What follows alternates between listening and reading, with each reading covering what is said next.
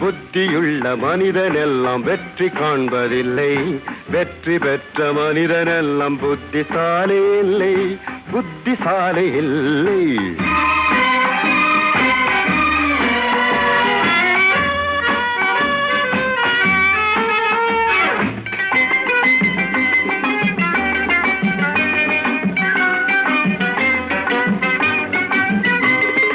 பணம் இருக்கும் மனிதரிடம் மனம் இருப்பதில்லை. மனம் இருக்கும் மனிதரிடம் பணம் இருப்பதில்லை.